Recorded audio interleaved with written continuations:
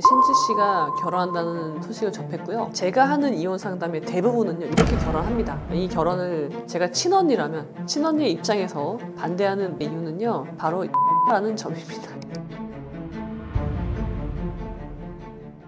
네, 여러분 안녕하십니까? 저는 법무법인 로앤모어 대표 변호사 이지훈이고요. 저를 비롯한 여러분들의 생각의 힘을 키워나가기 위해서 아는 변호사 유튜브 채널도 운영하고 있고요. 그리고 작가로서도 활동하고 있습니다. 기사를 통해서 이제 신지 씨가 결혼한다는 소식을 접했고요. 신지 씨는 우리 대한민국 국민이라면 나이가 아주 어린 친구들은 모르겠지만 대부분 알고 있고, 그리고 같이 나이 들어온 것 같은 느낌? 그러니까 가족은 아니지만 자매는 아니지만 동생 같은 느낌? 그렇게 해서 함께 오래 했던 것 같은 느낌이 들어서 관심 있게 이제 기사를 봤는데, 상대방이 연하이고, 그리고 가수라는 점, 그리고 가장 충격적이었던 것은 아이가 있는 돌싱이다라는 기사를 보고 너무 놀래서, 그러니까 제가 강조드리는 모토는 결혼은 신중하게, 이혼은 신속하게란 말이에요. 그래서 결혼을 신중하게 해야 된다라는 측면에서 한번 이 사람을 평가해보자. 신중하게 하자는 의미에서 한번 살펴볼 필요가 있다라고 생각을 합니다. 그리고 그런 면에서 이제 보자면요. 결혼이라는 건요, 특정인하고 하는 거잖아요. 우리가 여러 사람과 결혼할 수 있잖아요. 단 한 명하고만 결혼할 수 있단 말이에요. 그래서 결혼을 할 때 그 상대방이 어떤 사람인지 지금 아는 게 매우 중요한 거예요. 겪어보고 알기 전에 미리 알면 좋잖아요. 근데 미리 알 수 있는 방법이 있거든요. 사람은 일단 전제는요, 사람은 등급이 있다 해서 시작을 해요. 사람은 다 같지 않아요. 다 똑같지 않고 다 달라요. 그래서 그게 이제 등급으로 나눠집니다. 근데 그 등급은 어떻게 나누는 거냐면 그 사람의 말과 행동으로 나누는 거예요. 좋은 등급은 1등급이고 안 좋은 등급은 9등급, 그 다음에 쓰레기나 하류, 그렇게 이제 나눌 수 있는 건데, 이렇게 사람의 등급은요, 말과 행동으로 나누는 거잖아요. 그래서 이 신지 씨의 결혼 상대자로 거론되는 이 사람의 말과 행동을 통해서 이 사람이 몇 등급의 사람인지, 아니면 결혼 상대자로 적합한 사람인지, 이 사람의 신지 씨의 결혼 배우자로 알려진 이분의 기사로 드러난 말과 행동을 보고 평가해 보고자 합니다.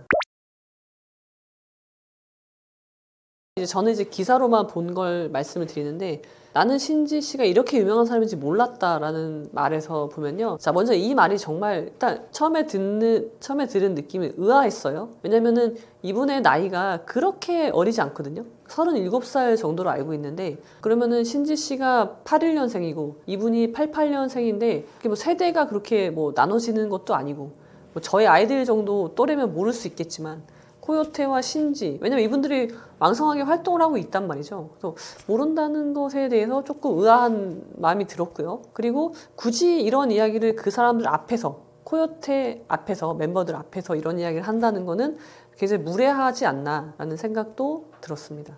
그리고 그 말은 이럴 수도 있는 거죠. 신지 씨가 이렇게 유명한 사람인지 몰랐다라는 거는, 유명하다는 건 결국, 연예인이 유명하다는 거는 결국 경제적인 부분으로 연결이 되기 때문에 이렇게 부자인지 몰랐다. 그러니까 흔히 제가 결혼 상담도 많이 하는데, 결혼 상담 할 때 보면은 돈이 많은 분이 있어요.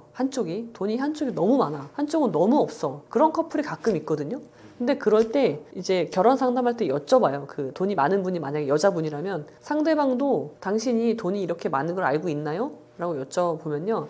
모른대요. 그래서 어떻게 모를 수가 있죠? 아버지 직업을 얘기한 적이 있나요? 그러면 얘기했대요. 어디 사는지 얘기하셨나요? 얘기했대요. 그럼 이게 다 알고 있는 거거든요. 그것만 보고도. 그러니까 이 여자분은요, 상대방이 나의 재산 때문에 나랑 결혼하려고 하는 게 아니다라는 걸 어필하고 싶지만 이미 상대방은 파악이 다 끝난 상태가 많이 있는 거죠. 그래서 이 경우에도 그럴 수도 있지 않나라는 이제 생각을 해보게 됐습니다.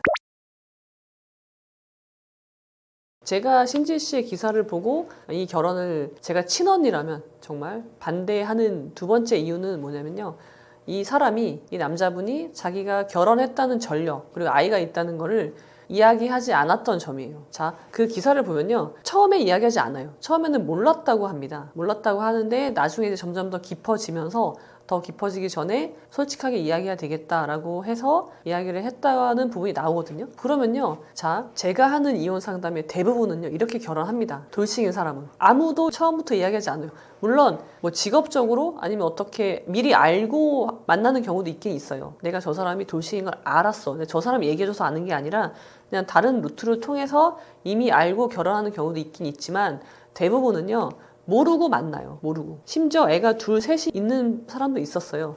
근데 처음에는 모르고 만나죠. 그러다가 이제 더 깊어지면 이제 마음이 왔어. 마음이 뺏겼어. 그러면은 그때 이야기를 하는 경우가 많단 말이에요. 그렇게 해서 결혼을 하고, 근데 결국은 갈등이 이제 보통의 결혼보다 갈등이 당연히 많을 수밖에 없죠. 거기다 아이까지 있다면. 그래서 이혼으로 가게 되는 경우가 많은 거죠. 그래서 이 점이 저는 굉장히 부정하다라는 판단을 해요. 부정. 바르지 못하다 생각이. 왜 그러냐면, 자, 이거죠. 왜 얘기를 안 했을까? 그 생각을 해보면 돼요. 되게 중요한 정보입니다. 여러분, 우리가 결혼 정보 업체에 가면요, 그거부터 물어보겠죠. 결혼했나요? 전력이 있나요? 라고 당연히 물어볼 질문이고요. 소개팅을 한다고 해도요, 당연히 물어볼 질문이에요. 근데 당연히 안 물어보는 이유는 왜냐면요, 당연히 안 했을 거라고 보니까, 당연히 그런 재혼, 그러니까 돌싱이라고는 생각도 하지 않았기 때문에 안 물어보고 믿고 만나는 건데, 처음에 그런 이야기를 해줘야 되는 거죠. 그러니까 또 이런 분도 있더라고요. 그럼 언제 만나자마자 이야기를 하라는 거냐? 그렇게 딴지를 거는 분들도 있는데, 만나자마자 이야기할 수는 없겠죠. 근데 서로 간에 호감이 오고 가는 그 순간이 있잖아요. 그때는 이야기를 해야 되는 거죠. 그러니까 본격적으로 시작하기 전에 이야기를 해야 되는 거지, 이미 다 마음이 넘어와서 뭐 결혼 이야기 오고 가 막 그럴 때 이야기한다는 거는 굉장히 의도가 불순하다라고 볼 수 있고요. 속인 이유는 뭘까? 그러면 이 정보를 왜 속였을까요? 되게 중요한 정보인데, 속인 이유는 이거밖에 없죠. 내가 이걸 이야기하면 제가 나랑 만나주지 않을 거니까, 아예 내가 기회가 박탈되기 때문에. 그래서 매우 중요한 정보임에도 불구하고 말하지 않은 거죠. 이거는 속인 거죠. 그래서 자, 우리가 미래를 예측해 봅시다. 미래를 예측하는 건 지금을 가지고 예측하는 거예요. 자, 이 사람이 자기한테 불리하다고 생각되는 정보는 얘기하지 않았어. 그러면은 결혼했어. 자, 결혼 생활에서 갈등이 생길 건데, 이 사람은요, 동일한 구조예요. 자기한테 불리한 건 이야기하지 않을 거예요. 그래서 이런 결혼 생활이 예측이 되기 때문에 이 사람은 결혼 배우자로서는 좋은 사람이 아니다라고 이제 생각을 할 수 있는 거죠. 제가 오지랖을 부리면서까지 이 결혼을 반대하는 세 번째 이유는요, 아이가 있다는 점이에요. 아이가 있다는 건요, 지금 신지 씨는 아이가 없잖아요. 없었잖아요. 그래서 그걸 모르실 수 있어요. 아이가 있다는 점이 나한테 어떤 영향을 미칠 것인지에 대한 예측이 불가능하다고 봐요. 그런데 아이랑 이 남자는요, 혈족입니다. 혈족은 뭐냐면 피가 섞여 있는 거예요. 끊을 수가 없어요. 근데 나는 배우자잖아요. 신지 씨하고 이 남자분은 이제 결혼을 하면 배우자가 되는데, 배우자는 인척에 불과해요. 언제든지 끊어낼 수 있는 거거든요. 그런 관계인 거고요. 자, 그 아이가 있어. 그러면은 신지 씨가 고민해 봐야 될 거는요, 첫 번째는요, 자, 내가 저 아이를 포용할 수 있을까? 포용한다면 내가 어떻게 저 아이랑 관계를 맺을 것인지, 이거 고민하셔야 돼요. 두 가지가 있겠죠. 나는 뭐 내 애도 아니니까 나는 절대 관계를 맺지 않을 거야. 그럴 수도 있고요. 그 다음에 두 번째는 내가 사랑하는 남편의 아이니까 내가 어느 정도 어떤 뭐 배려를 하거나 케어를 해줄 수도 있어 라고 선택을 할 수 있잖아요.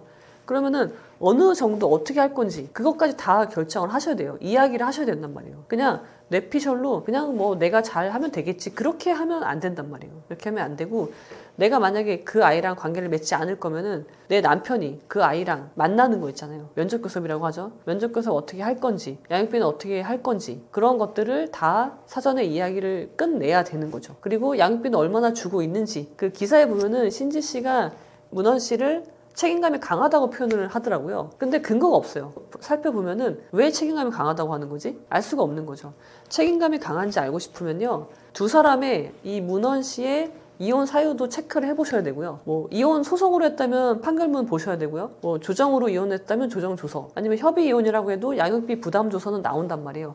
그런 거 다 확인을 하시고, 양육비는 얼마인지, 잘 주고 있는지, 그런 걸 봐야지 책임감이 있다 없다 평가를 할 수 있겠죠. 그런 거 하나도 확인 안 하고 그냥 그 사람의 말만 믿고 결혼하면 안 되겠죠. 그리고 만약에 이 사람이 양육비를 못 주고 있다, 그럼 문제가 있는 거죠. 책임감이 없는 거죠. 근데 양육비를 못 주고 있는 게 만약에 돈이 없어서 못 주고 있다, 벌이가 없어서 못 준다, 이것도 문제죠. 벌이가 없는 사람이 결혼하면 안 되죠. 결혼은 경제적으로 자립된 두 사람이 하는 거지, 한쪽이 경제적인 아이 양육비도 못 줄 정도의 경제력이 없다면 지금 결혼할 때가 아닌 거죠. 열심히 경제활동 해야 될 때인 거죠. 그래서 이런 것들을 다 체크하고 결혼을 해야 된다. 근데 이런 것들이 체크가 안 됐기 때문에 이 사람이 책임감이 있는지 없는지 나는 모른다예요. 그렇게 결론을 내야 되는 거지, 책임감이 있다라고 결론을 내리면 안 된다는 거죠. 논어에 보면은 되게 중요한 말이 나오는데요. 안다는 건 뭐냐면요, 내가 아는 건 안다고 하고 모르는 건 모른다고 하는 게 진짜로 아는 거예요. 근데 내가 모르는 걸 아는 것처럼 이야기하시면 이제 그 사람에 대한 평가는 이제 끝난 거죠. 잘못된 채로 끝나게 되는 거예요. 그래서 그렇게 사람을 평가하면 안 된다라는 점을 말씀드리고 싶습니다. 그리고요, 나는 타인의 아이를 내 아이처럼 사랑할 수 없어요. 이거를 뭐 과학적으로 증명할 수는 없겠지만 경험칙으로 말씀드릴 수 있거든요. 제가 아는 어떤 사람이 재혼을 했습니다. 둘 다 아이가 있었어요. 재혼했어. 근데 아이들이 어릴 때 재혼했기 때문에 아이들이 몰라요. 친엄마인 줄 알아요. 근데 이분의 걱정은 뭐였냐면요, 인간적인 괴로움은 뭐였냐면, 이분 되게 좋은 분이에요. 사람이 되게 좋은 분이고 내 남편의 아이를 사랑하려고 정말 노력을 많이 했어요. 근데 내 아이와 이 사람의 아이를 똑같이 대할 수 없다는 점, 인간적인 괴로움 때문에 굉장히 고통받아 했거든요. 결혼 생활 내내. 그리고 아이는 잘못이 없잖아요. 저 아이는. 근데 저 아이가 미운 거예요. 내 아이랑 비교가 되니까. 그래서 결국은 이혼을 하게 됐는데, 그런 거예요. 절대 남의 아이를 내 아이처럼 사랑할 수가 없습니다. 그리고 그거는 신이라면 가능하겠죠. 신의 사랑이면 가능하겠지만 나는 신이 아니거든요. 인간에 불과하잖아요. 그래서 내가 저 아이까지 포용할 수 있다, 만약에 그런 생각을 한다면 그거는 오만에 불과하다라고 말씀드릴 수 있겠습니다.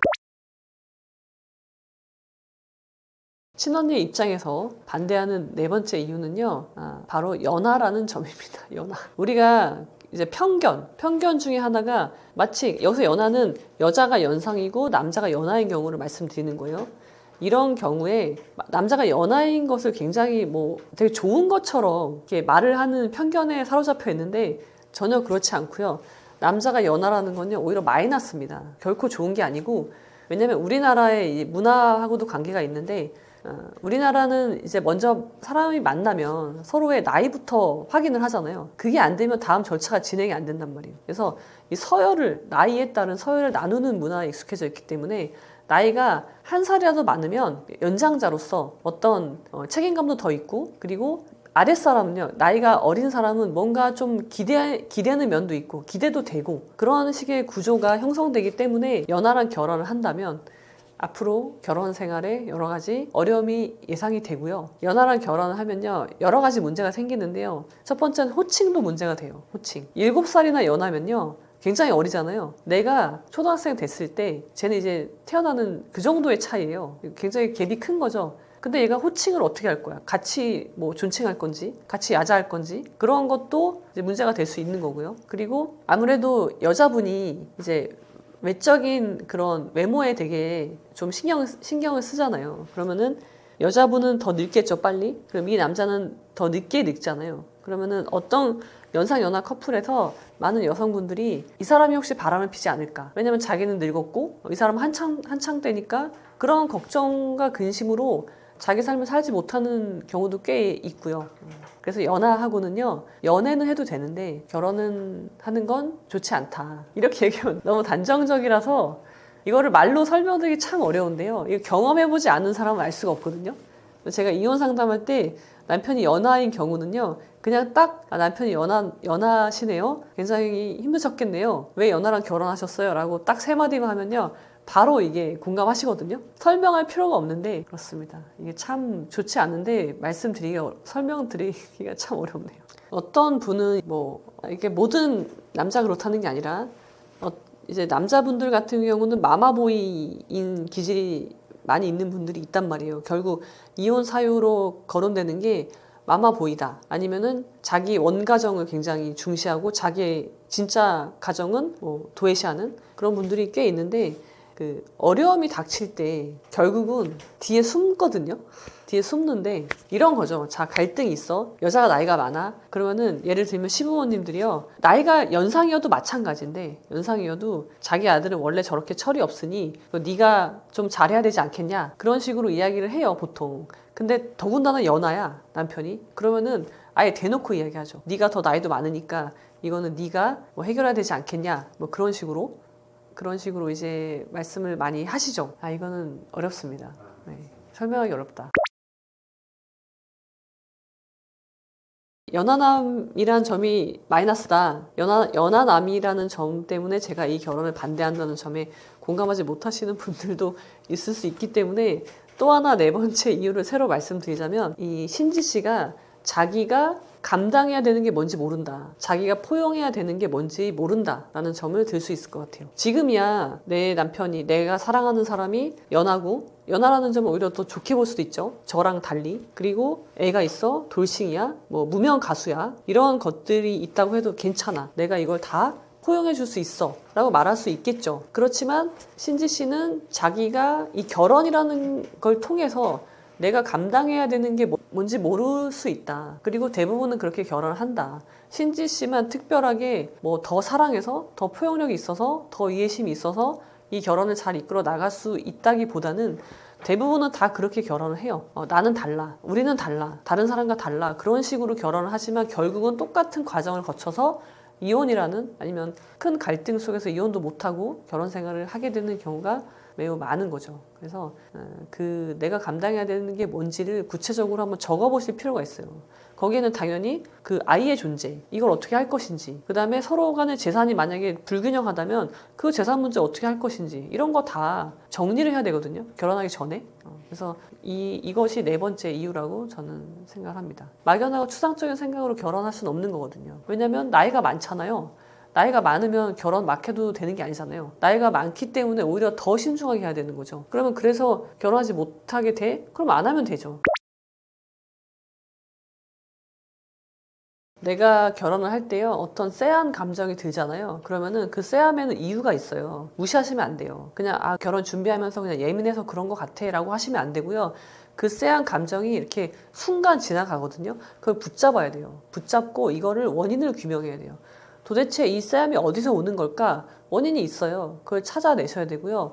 그리고 그런 쎄함이 있으면요, 최소한 제가 제안드리고 싶은 건요, 부부재산 약정을 체결해라. 부부재산 약정이란 건 뭐냐면 두 사람의 재산을 먼저 까는 거예요. 그러니까 뭐 재산이 얼마 있냐 그걸 떠나서 플러스 재산이 얼마고 소국 재산이 얼마인지를 다 공개를 하는 거예요. 그래야지 이거는 꼭 이 커플뿐만이 아니라 모든 경우에 모든 부부의 모든 결혼을 하려는 사람들한테 필요하다고 보는데 두 사람의 재산을 알아야지 앞으로 계획을 세울 수가 있는 거거든요. 그래서 그런 것들을 다 공유하고 정보를 제공하고 그리고 결혼 생활을 어떻게 할 것인지 특히 여기서는 전처의 자녀가 있기 때문에 그 아이에 대한 관계를 어떻게 할 건지 미리 다 정해놓는 부부재산 약정을 체결하면은 그나마 그 체결하는 과정을 통해서 상대방을 더 면밀하게 관찰해 볼 수 있다. 그래서 만약에 그걸 체결하지 않는다, 그러면은 결혼을 할 필요가 없겠죠.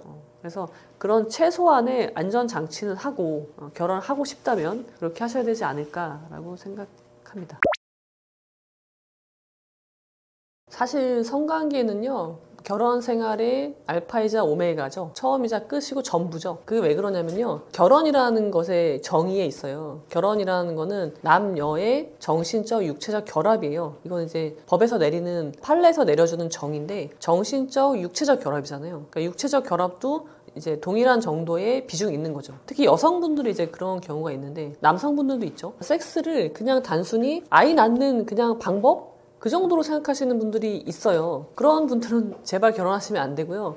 그리고 남성분들 중에서도 어떤 문제가 있는 분들이 있어요. 근데 그런 분들은 결혼하시면 안 된다고 봐요, 진짜. 그거는 다른 사람은 정말 그거는 피해를 주는 일이기 때문에 그러시면 안 되고 결혼 생활에서 성관계는 가장 중요한 핵심적인 요소다라고 말씀드릴 수 있고요. 그래서 중요한 게 뭐냐면요. 이 성적 결합을요, 반드시 체크하고 결혼을 하셔야 돼요. 이제 이런 분들이 있잖아요. 혼전순결이라는 이제 말이 있고, 혼전순결을 뭐 지켜준다라는 표현을 하고요. 이게 지켜줘야 되는 문제인지 모르겠지만, 지켜줘야 된다고 표현을 하고 지켜주는 사람이 더 좋은 사람이고 뭐 그렇게 이야기를 하는 이제 그런 풍토가 그런 이야기들이 있잖아요. 근데 그렇게 되면요. 혼전순결이라는 말은 결국은 성적 결합을 체크하지 못한다는 말이 되는데 그럼 결혼은 본질이 성적 결합이란 말이에요. 육체적 결합. 그것이 중요한 본질 중에 하나인데 그게 체크가 안 됐어. 근데 결혼했는데 이게 안 맞아 서로 뭐 취향이 다를 수 있고요. 아니면은 정말 잘 안 맞을 수도 있잖아요. 우리가 흔히 말하는 속궁합이라는 거 있잖아요. 그게 잘 안 맞을 수도 있어요. 그러면은 그때 어떻게 하실 건지 그것도 생각을 하셔야 되거든요. 나는 괜찮아? 그러면은 그게 안 맞는다고 했을 때 그때 가서 이혼할 수는 없잖아요. 그렇기 때문에 결혼이 무엇인지 안다면 당연히 그런 부분도 체크가 돼야 된다라고 저는 생각을 합니다. 사실 성관계라는 건요, 굉장히 은밀한 부분이고 내가 저 사람을 좋아하지만 오늘은 성관계를 하고 싶지 않을 수도 있고요. 굉장히 그때그때 상황에 따라서 달라질 수 있는 거거든요. 그래서 굉장히 그렇습니다. 그래서 한쪽이 원하지 않을 수 있죠. 그러니까 좋아하지 않는다는 게 아니라 좋아하지만 한쪽이 원하지 않을 수도 있고 아니면은 싫어져서 원하지 않을 수도 있고 여러 가지 원인이 있을 수 있잖아요. 그래서 중요한 거는요. 왜 저 사람이 원하지 않을까? 원인을 분석해야 돼요. 성관계를 하고 싶지 않아는 결과잖아요. 원인이 분명히 있거든요. 그 원인을 찾아서 갈등이 생긴 거죠. 그래서 이 갈등을 찾아서 부부간에 해결을 하는 노력이 필요한 거죠. 그러니까 두 가지 방면에서 모두 필요한 거예요. 왜 저 사람이 나하고 성관계를 하고 싶지 않을까? 그 다음에 두 번째는 왜 나는 저 사람이랑 성관계를 하고 싶지 않을까?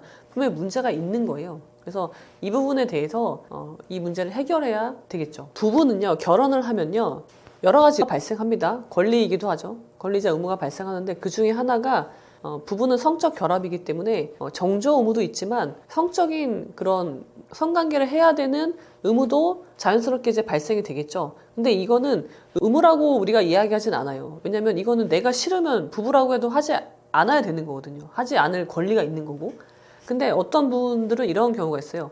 성관계를 해주지 않으면 이건 이혼 사유다 라는 이야기를 하시는 분들이 있는데 물론 이혼 사유일 수 있겠죠. 그러니까 섹스리스죠. 섹스리스가 기간이 오래되면 파탄으로 볼 수 있고 뭐 이혼으로 갈 수도 있겠지. 근데 내가 이혼하기가 싫어서 이 사람이랑 성관계를 하고 싶지 않은데 성관계를 한다? 이거는 완전히 주객에 전도된 거예요. 내가 저 사람이랑 성관계를 하고 싶지 않다면 이유가 있단 말이죠. 근데 그 이유로 인해서 이혼을 하게 되더라도 그건 어쩔 수 없는 거죠. 오히려 이혼을 해야 되는 거죠. 근데 이혼하기 싫어서 내가 성관계를 하기 싫은데 성관계를 한다. 이거는 범죄입니다. 범죄. 그래서 여러분들이 성관계 역시 주체적으로 생각을 하셔야 될 필요가 있는 거죠. 근데 제가 상담을 하다 보면요. 안타깝지만 많은 여성분들이 그런 말을 항상 하세요. 성관계를 안 해주면 이혼 사유라고 해서 저는 싫은데 억지로 해줬습니다. 정말 치욕적이었어요. 그런 말 되게 많이 하시거든요. 이거는요, 성범죄예요. 그래서 여러분들이 내가 알아야 돼요. 이게 어떤 행위인지. 그러니까 문제가 있는 거죠. 문제가 있다는 거 인정하고요. 그 문제가 무엇인지 파악하고 해결하기 위한 노력을 해야 되는 거지 성관계가 문제가 아닌 거죠. 성관계를 안 하는 게 문제가 아니라 왜 저 사람이랑 성관계를 하고 싶지 않게 됐는지가 문제인 거예요. 자, 성관계라는 건요, 그러니까 부부간에, 그러니까 결혼의 육체적 결합이라고 말씀을 드렸잖아요. 근데 육체적 결합이라는 것이 우리가 말하는 성관계나 섹스를 의미하진 않거든요. 그것이 아니어도 우리는 육체적으로 이런 거죠. 그러니까 성관계를 하지 않아도 성관계라는 건요, 부부간에, 그러니까 남녀가 서로 상대방에 대해서 교감한다는 거, 공감한다는 거, 그런 것의 표현인 거죠. 그러니까 하나의 표현 양식에 불과한 거죠. 성행위라는 건. 그래서 성행위까지 가지 않더라도 다른 식의 신체적인 접촉을 통해서 우리가 서로 교감하고 있구나 이런 걸 확인할 수 있거든요. 서로의 애정을 확인할 수 있고. 그래서 성관계를 하지 않더라도 기술적으로 섹스를 하지 않더라도 충분히 나의 애정을 표현할 수 있어요. 말로도 표현할 수 있고요. 뭐 작은 행동으로도 표현할 수 있어요. 이런 부부들은요. 성관계를 하지 않아도 관계가 좋을 수밖에 없죠. 관계가 좋다는 건요. 서로 간에 갈등이 있을 때 그 문제가 잘 해결된다는 걸 말하는 거거든요. 그래서 이런 경우에는 성관계를 하지 않아도 관계가 좋을 수밖에 없고요. 근데 반대로 이런 경우가 있어요. 성관계는 아무 문제가 없어. 그러니까 되게 만족스러워, 성관계는. 그런데도 저 사람이 나를 사랑한다는 느낌이 없는 경우가 있어요. 그래서 그런 경우에 보통 아내분들이 이렇게 요청을 해요. 나를 사랑한다고 말해달라고 해요. 아니, 여러분, 사랑은요, 느끼는 거예요. 말로 하는 게 아니거든요. 근데 성관계는 비록 하지만 저 사람이 나를 배려한다거나 나의 생각을 공감해 준다거나 그런 느낌이 없다면 성관계에 문제가 없음에도 불구하고 자꾸 확인을 하고 싶어 하는 거죠. 근데 내가 그걸 말로 해달라고 하는 순간 이미 그 두 사람 사이에는 사랑이 없는 걸 오히려 방증하는 거기 때문에 서로 간에 서로 부부간에 아무 문제가 없고 서로 교감이 잘 되고 대화가 잘 되고 문제가 잘 해결되는지는요, 사실 성관계를 하냐 안 하냐하고는 크게 관련은 없다고 할 수 있습니다. 나이가 들수록 성관계가 줄어든다면은 뭐 신체적인 변화, 뭐 기능적인 장애가 있거나 에너지가 감소하거나 이제 그런 이제 생물학적인 원인이 주가 되지 않을까 싶고요. 그것이 문제가 없다면 뭐 나이가 70이 넘어도 80이 넘어도 불륜하는 경우들은 꽤 있거든요. 그래서 그런 문제이지 않을까라고 생각이 되고요. 그런데 문제가 없다면, 그리고 관계에 문제가 없다면 성관계는 뭐 어느 나이가 되던 간에 원활하게 할 수 있는 거죠. 근데 관계에 문제가 있으면요, 연애할 때도 안 합니다. 연애할 때도. 그래서 어떤 분은요, 이제 남자가 성기능 장애가 있었어요. 결혼하면 안 되는데 그냥 결혼을 한 거죠. 이 여자분은요, 이제 되게 치욕스럽잖아요. 왜냐면 나이도 젊고, 둘 다 나이가 젊어. 20대, 30대야, 40대야. 성관계를 하지 않아. 그러니까 이분은요, 처음에는 먼저 요청을 했죠. 아내분이. 근데 사실 우리나라에서 여자가 먼저 성관계를 요구할 때 굉장히 근데 바로 응해주면 괜찮은데 거부를 당하잖아요? 그럼 굉장히 수치스러움을 느낄 수밖에 없단 말이에요. 그래서 다시는 이야기하지 않아요. 그래서 이분은 어떻게 위안을 삼았냐면, 저 사람이 불륜을 하고 있다라고 생각을 하는 거예요. 그러니까 나한테 관심이 없는 거다. 나랑 성관계를 하지 않는 거다. 라고 위안을 삼으면서 살아왔어요, 삶을. 근데 나중에 알고 봤더니 이 사람은 아예 성기능이 장애가 있는 거예요. 그래서 그걸 아는 순간 이분이 완전히 충격을 받아서, 그랬다면 결혼했으면 안 되는 거지. 그리고 정말 그랬다면, 그런 장애가 있었다면 그걸 개선하려고 노력을 했어야지. 근데 아무런 노력도 하지 않고 뭐 병원을 다닌다거나 충분히 여러 가지 방법들이 있잖아요. 근데 그런 방법을 하나도 노력도 하지 않았어. 그런 상태에서 결혼 생활을 20년 이상 한 거예요. 그래서 이런 분들도 굉장히 큰 충격을 받는 경우들이 있는데, 그러니까 성관계는 부부의 본질적인 요소이기 때문에 굉장히 중요합니다. 성생활이 활발하다는 거는 이제 어떤 뭐 기능적인 요소를 빼더라도, 생물학적인 요소를 빼더라도 결국은 관계가 좋은 거예요. 관계가 좋으면 꼭 우리가 말하는 그 마지막 단계인 섹스가 아니어도 충분히 신체적인 교류를 할 수 있거든요. 접촉을 할 수 있고. 그래서 이런 50대가 넘어도 우리가 이제 말하는 성생활이라는 거, 그런 것이 원활한 부부는요, 서로 관계가 좋은 거예요. 근데 관계가 좋다는 거는 서로 간의 갈등이 쌓이지 않고요, 해결이 돼요. 우리가 흔히 착각하는 게 갈등이 없는 부부다. 그게 아니라 갈등이 없는 부부는 없고요. 갈등이 있는데 그것을 쌓아두지 않고 계속적으로 해결이 된다. 그래서 갈등을 키워나가지 않는 부부가 이제 관계가 좋은 부부거든요. 그런 부부라면 성생활도 이제 활발하게 이루어질 수 있는 거죠. 그리고 관계가 좋지 않기 때문에 불륜으로 나아가는 거거든요. 관계가 좋지 않다는 건 이제 대화가 되지 않고 문제가 해결되지 않고, 여기 집에 오면은 문제가 산적해 있는 거예요. 그러니까 집에 오기도 싫고, 그러다가 이제 불륜을 하게 되고 그렇게 되는 거죠. 부부 사이의 본질은요, 사실은 애정과 신뢰입니다. 두 가지. 사랑이 아니고, 불같은 사랑, 그런 것으로 결혼 생활이 유지되는 게 아니라 애정과 신뢰이고요. 두 가지가 다 있으면 제일 좋지만, 두 가지가 다 있기 어렵다. 그러면은 하나만 있어도 부부 사이는 굴러갈 수 있어요. 그 가정은 굴러갈 수 있는데, 그거는 바로 신뢰입니다. 그래서 부부가 뭐 나이가 들었어. 그래서 뭐 기능적인 장애가 있거나, 아니면은 뭐 서로 간에 성적인 매력이 없을 수도 있죠. 관계는 유지가 되지만 성적 매력은 없을 수도 있어. 그래서 성생활을 하지 않을 수도 있게 되겠죠. 근데 그럼에도 불구하고 부부 생활을 유지할 수 있는 건요, 신뢰가 있기 때문이거든요. 그래서 나이가 들면 들수록 중요한 것은 부부 사이에 신뢰가 있느냐입니다. 근데 반대로 이야기하면 신뢰가 없다. 그러면 이제는 이혼을 하셔야 될 때입니다. 모든 이혼사에 들어가는 것들이 있는데요. 대부분의 이혼사에 많이 들어가는 게 불륜 들어가고요. 그 다음에 섹스리스가 항상 들어가요. 그래서 이 속궁합 있잖아요. 그리고 섹스리스가요, 뭐 나이가 들어서 섹스리스가 되는 게 아니라 그냥 결혼하고 바로 섹스리스 되는 부부도 꽤 많아요. 그래서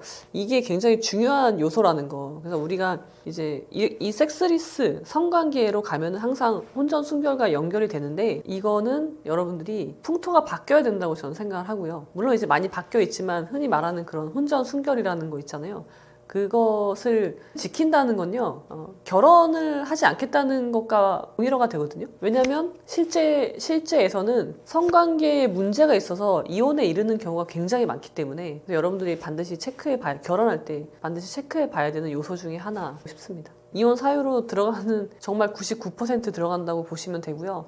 그리고 섹스리스가 아니어도요, 되게 빈도가 적어요. 뭐 1년에 한 번, 뭐 아기 낳고 안 했다는 분도 많고요. 그러니까 이거는 이제 문제가 있는 거거든요. 근데 이거를 이렇게 생각하세요. 나는 참을 수 있어. 나는 괜찮아. 그렇게 생각하고 이게 마치 아무 문제도 아닌 것처럼 오히려 좋아. 제가 나를 건드리지 않으니까 나 너무 좋아. 그렇게 생각하시는 분들이 있는데, 그렇게 가볍게 생각할 문제가 아니라 부부 사이에 본질이 빠져 있는 거예요. 굉장히 문제가 큰 거거든요. 그래서 일단 중요한 게 이게 문제라는 걸 인식을 하셔야 된다는 거죠. 이런 분들이 결국 시간이 지나면 내가 아깝다는 생각을 하는 거예요. 자기 연민에 빠져요. 아, 나는 나이가 이렇게 가장 뭐 꽃다운 나이인 20대, 30대, 40대까지 그런 뭐 성관계나 그런 것도 마음대로 못하고, 그러니까 여자로서, 남자로서 그런 거 없이 나이가 늙어간다라는 점에 대해서 스스로 자기 연민을 느끼고, 그리고 불륜으로 빠지는 경우가 많단 말이에요. 그럼 결국은 뭐예요? 나는 성관계를 싫어하는 게 아니라 그냥 저 사람이랑 하기 싫었던 것 뿐인 거죠. 그러면서 마치 새로운 세상을 발견한 것처럼 그런 식으로 다 같이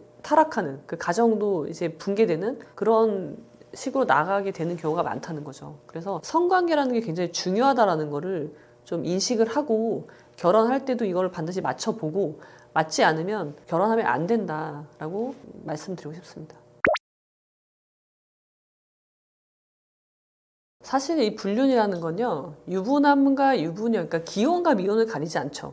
그리고 이것은, 불륜이라는 것은 결국은 성적 쾌락이 목표란 말이에요. 처음에는 뭐 대화가 내 이야기를 잘 들어주고 교감하고 그런 것에서 시작을 하겠지만, 결국 마지막은 성적 쾌락으로 끝나는 거기 때문에 어떤 뭐 기혼 미혼이라기보다는, 그러니까 유부남 유부녀라기보다는 그냥 나하고 불륜을 같이 할 수 있는 상대라면 사실 가리지 않고 그렇게 해서 이제 끌린다고 할 수 있고요. 그리고 특히 이렇다고 볼 수 있죠. 흘리고 다니는 사람들이 있거든요. 물론 불륜이 정말 사랑인 경우도 있긴 있어요. 저는 불륜도 종류가 있다고 생각을 하고요. 불륜도 이렇게 등급이 있거든요. 근데 정말 극소수의 확률로 정말 진정한 사랑이 불륜이 있긴 있는데, 대부분의 불륜은 내가 불륜을 하고 싶은 마음이 있고요. 그러면은 상대도 그런 마음이 있어야 할 수 있는 거잖아요. 이거는 보통의 연애랑 다른 거기 때문에. 그래서 그 풀 안에서 나랑 불륜을 하고 싶은 사람이면은 이제 자연스럽게 끌림이 생기는 그런 구조라고 봐야 될 것 같습니다. 그래서 보통의 사랑과는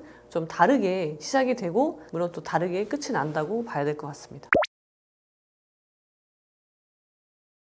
제가 뭐 불륜 상담이나 이혼 상담, 불륜으로 인한 이혼 상담을 많이 하다 보면요, 이 불륜의 장소는요, 솔직히 그 제한이 없거든요. 그러니까 모든 직업과 모든 장소에서 불륜이 가능하다라고 보시면 될 것 같고요. 이게 뭐 특정한 직업이나 특정한 장소에서 특별히 뭐 더 발생한다라고 보기는 어렵고, 예를 들면은 직업군으로 보면은 뭐 제가 경험했던 사례 중에서는 성직자 분들도 불륜을 하신단 말이죠. 뭐 성직자라고 하면 또 특정 종교가 아니라 목사님, 신부님, 스님, 모든 종교에서, 모든 성직자에서도 불륜이 가능하고요. 그리고 장소적으로 보면요, 뭐 성가대에서도 가능하고요. 그 다음에 학부모 모임, 뭐 운영위원회, 그러니까 자녀들을 공통 매개로 해서 만나게 된 관계에서도, 학부모끼리에서도 이 불륜은 가능하다. 그래서 제가 아까 말씀드린, 그냥 내가 어떤 결핍이 있고, 그리고 성적인 쾌락으로 가는 그렇게 하고 싶은 마음이 있는데 상대도 그런 마음이 있다면, 사실 장소와 직업을 가리지 않고 언제 어디서나 발생할 수 있다고 보는 것이 불륜인 거죠. 그리고 이런 게 있어요. 오히려 안 할 것 같은 직업, 그리고 저 사람은 절대 불륜 안 할 것 같은데, 그리고 뭐 예를 들어서 성가대 같은, 아니면 학교 운영위원회, 그런 곳에서 이제 불륜이 발생하면요, 좀 더 그 자극적인 면이 있어요. 우리가 흔히 다 알고 있는 장소 있잖아요. 흔히 이제 전통적인 불륜이 많이 일어나는 장소는 산악회를 들 수 있잖아요. 뭐 산악회나 동호회나 뭐 골프 동호회, 뭐 자전거, 러닝 동호회, 그런 것들이 추세에 따라서 동호회의 성격이 달라질 수는 있지만, 이제 그런 곳은 뭐 동창회도 그렇고요. 그런 곳은 우리가 불륜이 일어날 만한 장소다라고 예상이 가능하지만, 예상이 되지 않는 의외의 장소, 그런 의외의 직업, 의외의 장소라면은 좀 더 이 자격을 느낄 수 있기 때문에, 그런 곳에서도 그런 남녀만 있다면, 그런 마음이 있는 남녀만 있다면 언제든지 불륜은 일어날 수 있다라고 생각합니다. 동호회에는요, 사실 불륜이 일어나기 매우 쉬운 요건이 뭐냐면, 서로 간에 이제 서로를 탐색하는 기간이 필요하잖아요.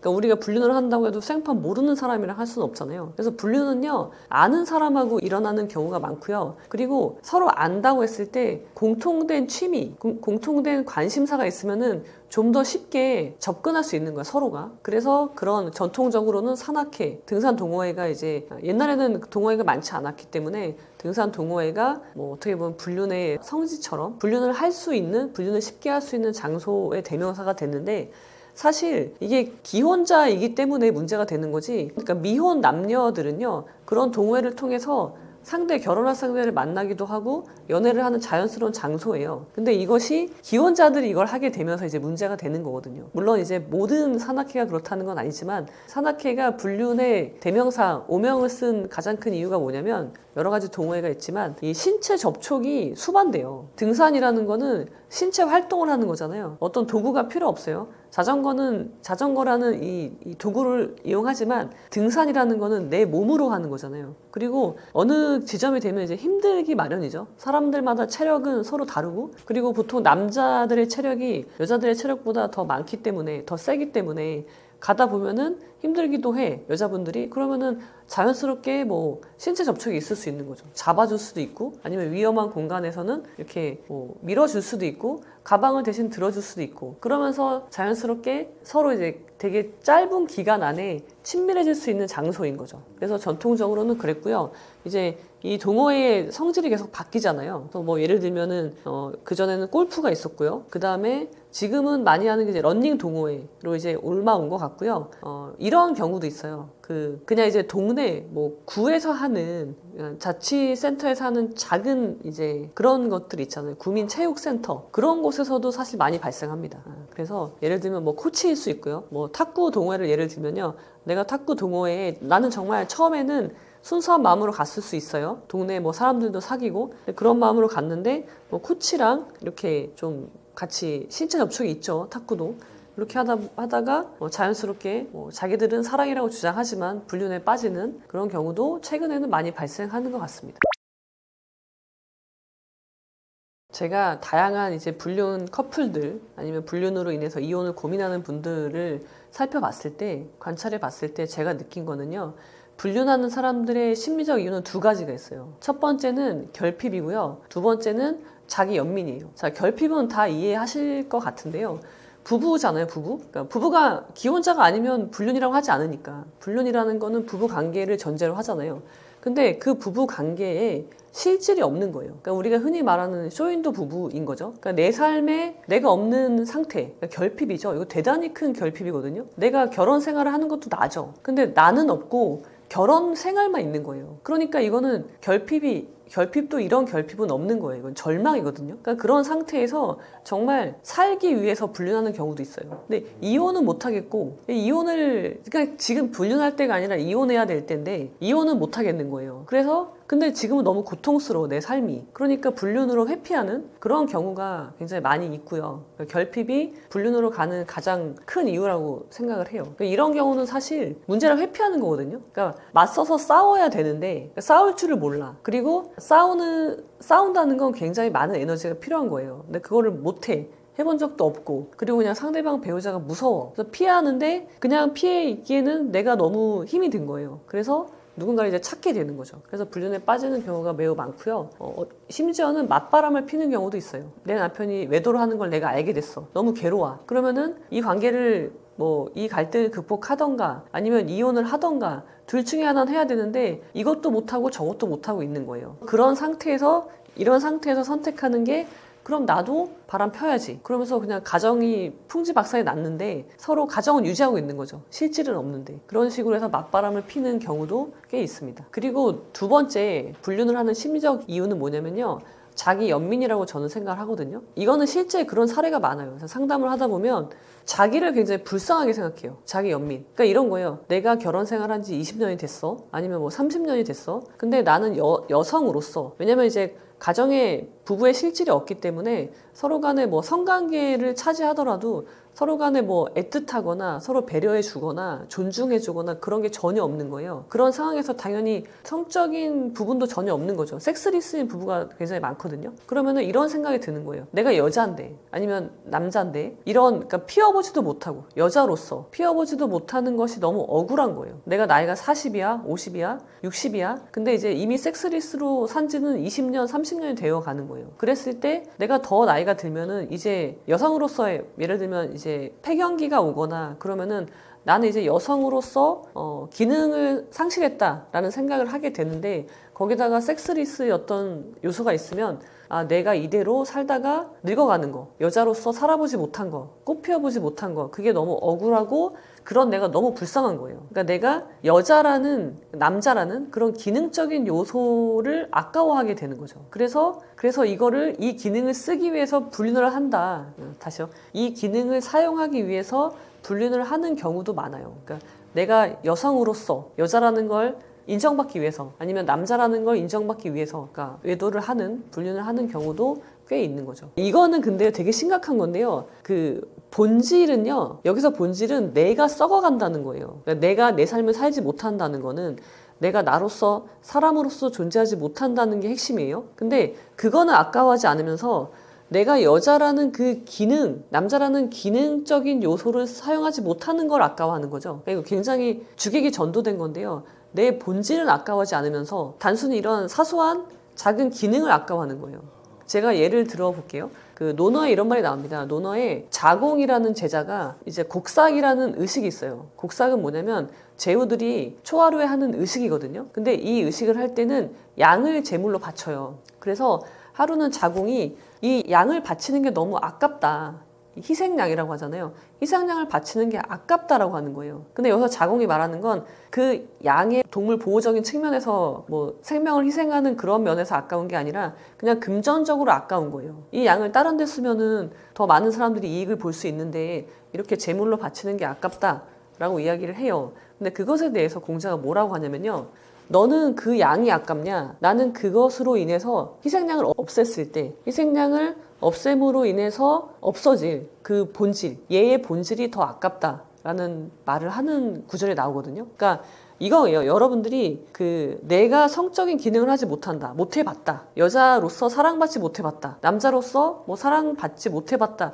이런 작은 것에 꽂혀서 이게 아까워서 불륜을 하는 지금 그런 분들이 굉장히 많으신데 그게 아니라 더 중요한 거는 내가 실질이 없는 결혼 생활을 하면서 나라는 사람이 없어지는 것을 더 아까워하셔야 되는 거예요. 그러니까 내 본질이 없어지는 거. 그래서 제가 누누이 말씀드리지만 여러분들은 지금 불륜을 할 때가 아니라 이혼을 할 때다라는 말씀을 드리고 싶습니다. 그러니까 되게 그래요.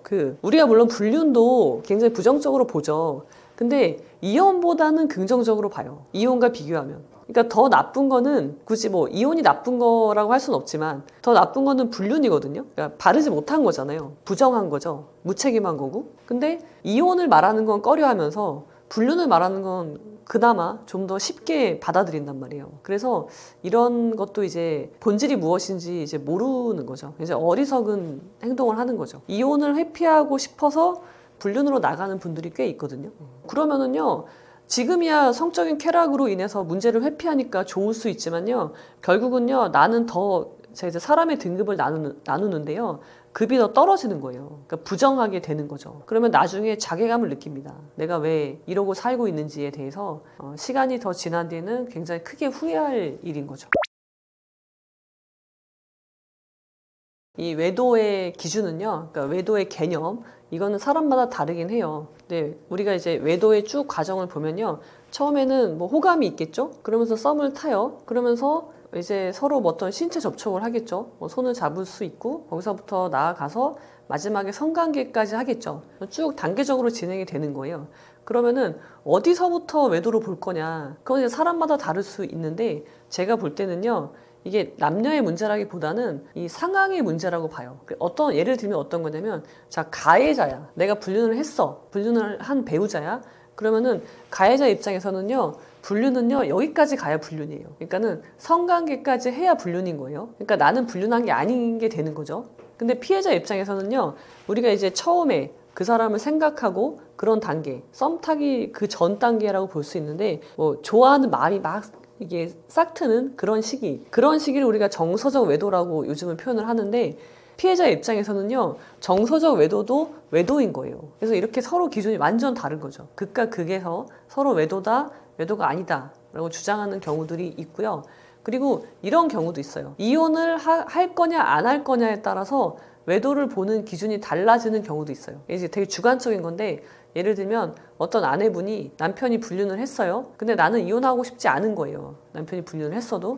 그래서 이분은 어떻게 생각을 하냐면, 남편의 외도 증거를 보고요, 내가 이혼을 하지 않아도 되는 사유를 찾아요. 예를 들면, 이 증거로 봤을 때는 성관계까지는 안 갔네. 갔는지 안 갔는지 모르지만 증거로는 없는 거야. 그러니까 이 여자분은 성관계까지 가지 않았으니까 이건 불륜이 아니야 라고 본인이 생각을 해요. 이분은 내가 이혼을 하고 싶진 않은데 그 명분은 있어야 되잖아요. 남편이 불륜했는데도 내가 이혼으로 나가지 않을 거면 명분이 있어야 되는데, 그 명분을 어디서 찾냐면 외도의 정의에서 찾아요. 외도는 성관계인데 내 남편은 성관계까지 가지 않았으니까 이거는 외도가 아니다. 그런 식으로 이제 자기한테 편리한, 아니면 내가 필요한 외도의 정의를 찾게 되는 거죠. 그래서 외도의 정의는 그러니까 남녀의 이제 기준이라기보다는 내가 어떤 상황에 있느냐, 내가 가해자냐, 피해자냐, 아니면 이혼을 원하냐, 원하지 않느냐에 따라서 좀 그 단계마다 달라진다라고 볼 수 있을 것 같습니다. 그래도 성향상 보면은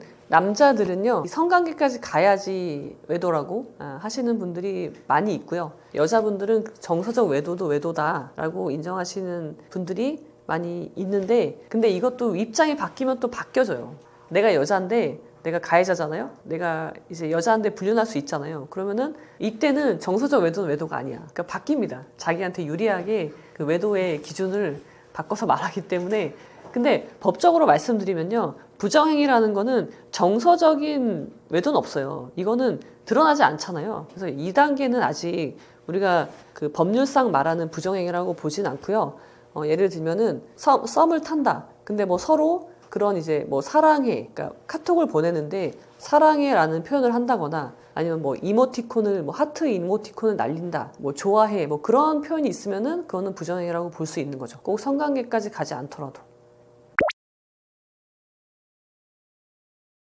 저는요, 이 불륜 상담을 하다 보면요, 외도 학원이 존재한다라고 생각을 하는데요. 왜 그러냐면 너무나 천편일률적인, 예상이 가능한 대답을 한단 말이에요. 부부의 실질은 다를 거지만 말하는 건 다 똑같아, 핑계는. 그래서 외도 학원이 분명히 있다라고 생각을 하는데, 그 외도한 사람들이 자주 하는 핑계는 뭐냐면요, 첫 번째는요, 네가 생각하는 그런 관계 아니야. 이거는 불륜을 부정하는 거죠. 그러니까 네가 생각하는 그런 관계는 성관계일 거고요. 그러니까 성관계까지 가지 않았다, 그런 말을 하는 거예요. 그래서 결론은 뭐다? 불륜이 아니다 라고 주장하고 싶어서 그렇게 얘기하는 분들이 있고요. 그다음에 두 번째 핑계는요, 네가 나한테 신경 써주지 않아서 내가 너무 외로웠다, 내가 너무 외로워서 그랬어 라고 이야기를 해요. 이거는 뭐냐면 책임을 전가하는 거죠. 그러니까는 동정심을 유발하고요. 그리고 책임을 상대방한테 전가해. 네 탓인 거죠. 내가 불륜한 건 네 탓이야 라는 식으로 이제 그 프레임을 바꾸는 거죠. 그렇게 이제 핑계를 대는 분들이 있고요. 그리고 이렇게 그래도 핑계를 대면 양반이에요, 그나마. 아무튼 잘못했다고 인정은 하고 핑계를 대는 거잖아요. 근데 어떤 경우는요, 오히려 적반하장으로 나옵니다. 그래서 불륜을 하면은 미안함을 느끼는 시기가 길지 않아요, 여러분. 보통은요, 한 2개월, 3개월 그 정도 안에 다 끝납니다. 처음에 불륜을 한 사람이 처음에 미안함을 느끼는 건 왜 그러냐면요, 당황해서 그래요. 당황해서. 들켜서. 모를 줄 알았는데 어느 날 들켰어. 그게 당황스러워서 미안한 이제 기색으로 나오는 거지. 이제 알았잖아요. 그러면은 생각해보니까 별로 안 미안하단 말이에요. 그래서 그 다음부터 본색이 드러납니다. 그래서 만약에 배우자가 불륜을 했으면요, 1개월 이내에 이 결과를 내셔야 돼요. 방향을 잡고 이렇게 나가시고 매듭을 지셔야지 2개월, 3개월 지나면요, 이 사람은 더 이상 미안해하지 않아요. 그래서 어떻게 나오냐면 내가 뭘 잘못했는지 모르겠다 라고, 그러니까 적반하장으로 나오는 거예요. 그리고 심지어는요, 그래 이혼해 라는 말을 먼저 합니다. 그러니까 이 사람이 이렇게 말할 수 있는 건요, 상대가 내가 불륜한 걸 알았는데도 1개월 지났어? 2개월 지났어? 3개월이 돼가는데도 아무런 조치를 하지 않아? 그러면은 뭘 느끼냐면요, 아, 이 사람은 이혼할 생각이 없구나. 그걸 느껴요. 그래서 오히려 세게 나온단 말이에요. 근데 이제 피해자인 배우자는요, 지금 당장 뭘 해야 될지 몰라서 가만히 있는 거지, 이게 뭐 괜찮아서 가만히 있는 게 아니거든요. 그런 상황에서 상대방이 더 이상 미안해하지 않으면은, 이제 미안해하지 않고 심지어 이혼하자고 하잖아요. 그러면은 피해자인 배우자가 불안해요, 되게. 나는 내 배우자가, 믿었던 배우자가 불륜을 한 것만으로도 충격을 받아서 정신을 못 차리는 지경인데 이혼까지 하자고 나오잖아요. 그러면은 난 아직 이혼할 생각 해본 적도 없는데, 불륜에 대해서도 책임을 어떻게 물어야 될지 지금 모르는 상황인데 이혼 이야기를 하면은 어떻게 나오냐면요, 그냥 일단 이혼을 막아야 되겠다고 생각을 하기 때문에 미안하다고 해요, 먼저. 되게 말도 안 되는 상황인데 피해자인 배우자가 먼저 미안하다고 합니다. 근데 뭘 미안하다고 하냐면요, 내가 너무 다그쳐서 미안해. 내가 너무 너도 힘들었을 텐데 내가 너무 이렇게 뭐 그런 걸로 이렇게 뭐 따져서 미안해. 뭐 그런 식으로 나온단 말이에요. 근데 여기서 사과를 해버리면요, 이제 더 이상 이 불륜에 대해서 책임을 물을 수가 없게 돼요. 그러니까 스텝이 꼬이는 거죠. 그래서 이 상대방의 반응은 대부분 이렇게, 이 정도로 나눌 수 있고요. 그래서 어떤 핑계를 대던 간에 내 생각을 빨리 정리를 해야 돼요. 이거 오래 끌고 갈 수가 없거든요. 누구도 제 경험치에 비춰봤을 때 3개월 이상 미안하다고 계속 하는 사람은 없어요. 그러니까는 그 안에 이거를 결정을 짓고 방향을 잡고 해결해 나가셔야 됩니다. 외도를 해도요, 이혼하지 않죠. 자, 그 확률로 보면요, 199%는요, 불륜했다고 이혼하지 않습니다. 왜 그러냐면요, 불륜은요, 뭐냐면요, 갈등이 발생한 거예요. 갈등, 부부 간에 문제가 생긴 거죠. 근데 그렇지 않아도 부부 간에는 갈등이 생겨요. 불륜이 아니어도 굉장히 많은 갈등이 생기죠. 근데 그런 걸로 바로 이혼하지 않아요. 불륜도 마찬가지고, 우리가 흔히 말하는 이혼 3대장 있잖아요. 불륜, 폭행, 도박. 요 세 가지를 한다고 해서 바로 이혼하는 사람은 거의 없고요. 대부분은 뭘 하냐면요, 자, 갈등이 발생했어. 이거를 우리가 어떻게 해결할까? 2단계로 넘어가요. 그러니까 2단계가 뭐냐면, 자, 불륜이 해결이 되려면 어떻게 해야 되냐면요, 인정해야 돼요. 먼저 불륜한 거 인정해야 되고요. 그리고 사과하고요. 앞으로 다시 이런 일 없도록 하겠다. 제발 방지. 요게 되잖아요? 그러면 이혼 안 합니다. 왜냐면 이혼이라는 거는 굉장히, 우리나라에서는 굉장히 부정적이고 그냥 그 자체로 실패고, 그냥 이혼하면 내 인생 끝난 것처럼 느끼기 때문에, 그리고 자녀가 있으면 이혼이라는 선택을 하기 쉽지 않기 때문에 가능하면 이혼을 안 하려고 하죠. 그래서 불륜을 했다고 하더라도 이 세 가지만 되면요, 문제가 해결됐다고 봐요. 갈등이 해결됐다고 보고 이혼으로 넘어가지는 않습니다. 근데 이런 거죠.